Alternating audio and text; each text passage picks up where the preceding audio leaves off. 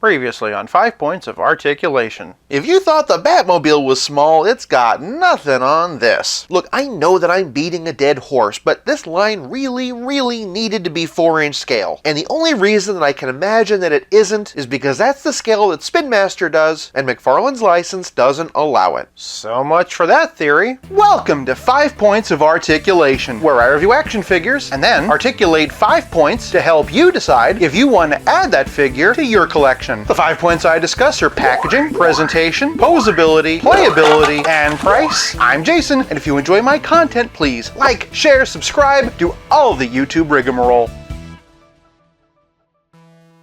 In this corner, the all-new McFarlane Toys DC Direct Superpowers Superman. And in this corner, the all-new McFarlane Toys DC Direct Page Punchers Superman. Both of them are hitting stores now, and both of them are only $10. Which one is the better value? This one is gonna get interesting. Starting off with the packaging, and I love both of these for very different reasons. Obviously, this is going to hit me right in the feels. Classic Superpowers logo, classic Superman art, classic cape flopping around in the box, and a back that makes me feel like I'm in the 80s again. Other figures in the wave include Darkseid and Batman. They also made the Batwing and Supermobile. Moving over to Page Punchers, and while I do have criticisms of this line, the packaging is not one of them. The most obvious comparison is the Marvel Legends 3 3/4 inch line. In my Storm Evolution video, I posited that the big draw for this line is the backer card more so than the actual figure. Basically that they're cheap collectible art pieces. Page Punchers takes that to the next level. Instead of a nicely drawn card, you get an actual comic book cover. Not only that, but unlike the Marvel version, which you have to destroy to open, Page Punchers has a collector-friendly, resealable blister. I'd tell Hasbro to take notes, but let's be honest, this is probably going to end up being a tiny cardboard box soon enough anyway. So with all that equal gushing, does that mean I like both of these packages equally and that this round is a draw? Not quite. As much as I like this, and I really do, I can't deny the delight that this has made me feel. For packaging, this round goes to Superpowers. Before moving on to presentation, I'm going to need to make an addendum. Remember when I said that the cape was just flopping about in the package? That's not true. It's actually latched in with one of these. Because of that, Superman's cape has a hole in it. I love this package and it tickles my nostalgia strings, but if the packaging literally damages the product, that's no good. For packaging, this round now goes to Page Punchers. Moving on to presentation, and Superpower stands at about 4 3/4 inches, whereas Page Puncher stands at a piddlin' 3 inches. On the surface, it might seem unfair to compare two figures that are so seemingly different. That said, both figures are small-scale representations of Superman with limited articulation, and are being sold for the same price. The Superpowers figure, of course, is meant to be a tribute to the original line. The head sculpt seems a bit more cartoonish than comic booky, but he does have the more rounded S-shield. Speaking of which, they put it on the cape, but the cape is honestly my biggest bone of contention. Not just the hole, but just how cheap and crinkly it is. It's honestly even cheaper than the Adam West Batman material. Putting one of the original capes on it, and I instantly like it much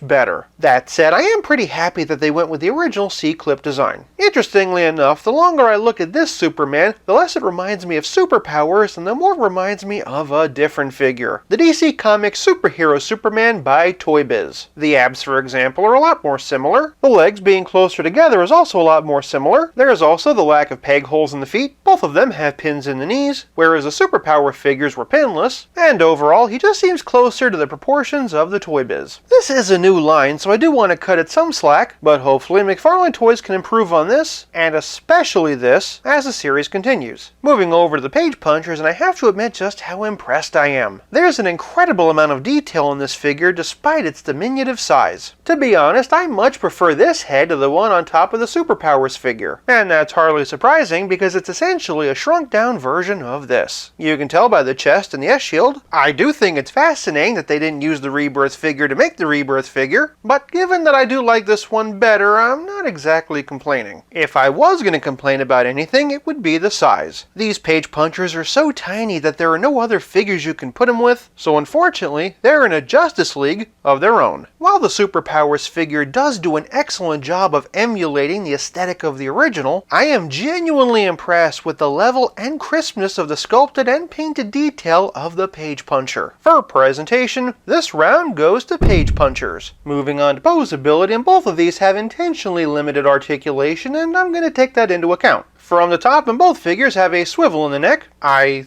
think Superpowers is definitely a swivel, but it is possible the Page Punchers is on a ball joint. The thing is, I can't get any up and down on it, but I can get side to side, so I'm assuming. Just like the figures that they're based on, the Superpowers has a swivel shoulder. Page Punchers, however, has a ball jointed shoulder. Moving on down, and Superpowers has T-style swivel hips. They can kick forward and back. Page Punchers appears to have T-style hips, but you can get a bit of spread on them, suggesting to me that there's ball joints in there too. He can also kick this far, and he also has swivel in the waist. Shifting back over to Superpowers, and he has single jointed knees. Page Punchers, however, does not. Both figures have their limitations, but for posability, I'm giving this round to Superpowers. Moving on to playability, and Superpowers comes with a hole in the cape. I know, I should probably let it go. That said, he doesn't come with any other accessories. Page Punchers doesn't come with any accessories exactly. He does, however, come with a whole comic book. This one is Rebirth Superman, issue number 1. Personally, I really love this concept. Especially for kids, this is a great jumping off point to introduce them to comic book characters. I'm actually looking forward to reading it myself. Interestingly enough, the original Superpowers figures came with miniature comic books. They also came with action features, which this new line does not have. Of course, what they lack in action features, they more than make up for with a hole in the cape. But playability is more than just accessories and action features. It's also about how well your figure plays with others. Before we jump into the obvious Superman comparisons, I want to take a quick look at this Pocket Heroes Batman. This line by Mego was the progenitor of the Superpowers series. Next up, we have the Superpowers by Kenner. This is the DC Comics superhero version by Toy Biz. This one's from the 1995 Man of Steel series by Kenner. This one's from Superman the Animated Series. And speaking of animated series, here we have Superman as he appeared on Justice League. This figure was made by Mattel. Also by Mattel was this Standard Superman in 2003. This was part of a Batman 2-pack. Mattel made this figure as part of DC Universe Classics. This was the mass-market Superman action figure for many years. In 2012, DC Direct made this figure based on the New 52. This was our first step towards the Rebirth design. Then they made the Rebirth Superman as part of DC Icons. By now, the company was called DC Collectibles. Before going out of business, they did give us this Superman as part of DC Essentials. This would be the final standard DC Direct Superman until McFarlane Toys took over the brand this year. And speaking of McFarlane, in 2020, he launched DC Multiverse. This is Superman as he appeared in Action Comics 1000, and then eventually he gave us this version of Rebirth Superman. For some other Superpowers figures, here we have Batman, here we have Robin, rounding out the Trinity is Wonder Woman. How much you want to bet we get a Superpowers version of her before we get one of her in DC Multiverse? Anyway, here we have Aquaman, Green Lantern, and The Flash. For another Flash comparison, and here we have the Toy Biz one. Honestly, I really can't shake the feeling that this new line feels a lot more like that. And then for some villains, here we have the Superpowers Joker, and the Toy Biz version of Lex Luthor, Mr. Freeze, and the Penguin. For another Batman of similar scale, here we have Batman, the Animated Series, and here we have Crusader Batman from the Legends of Batman series by Kenner. Speaking of Toy Biz, and here we have their Marvel superhero Spider-Man, and then jumping to the future, and here we have the Marvel Legends 3 3/4 inch. On that subject, and here we have the Marvel Universe Iron Man. Despite being 3 3/4 inches, he is a bit on the taller side. For a smaller scale DC comparison, here we have Aquaman by Spin Master. And for a line that's similarly recreating something retro, here we have a couple of real Ghostbusters. For a relative scale comparison, here they are with Pizza Spidey and the Spectacular Spider-Man. And as always, here they are with Stealth Iron Man. As much as I like the Page Puncher concept, I feel like this is less of an action figure and more like an action figure for my action figures. Despite the scaling issue and lack of other features and accessories, the Superpower Superman is simply more versatile. For playability, this round goes to Superpowers. This leaves us with nothing left to discuss but the price, and both of our combatants are tied 2 for 2. As I've already said, both these figures retail for $10. Considering the huge disparity in what you're getting, that does seem kind of odd, until of course you remember the comic book, which on its own would probably retail for about $4. That means for the figure, you're probably only paying $6. By comparison, the Spin Master DC figures are much bigger, way better articulated, and come with 3 accessories each, all for only $8. For price, this round goes to Superpowers, who wins the battle 3 to 2. For more Superman content, check out this throwback to the DC Direct Superman and Lois Lane 2-pack, or this other Superman versus between The Dark Knight Returns and DC Rebirth. Thank you so much for watching. I'll be back again real soon, but until then, play nice and have fun.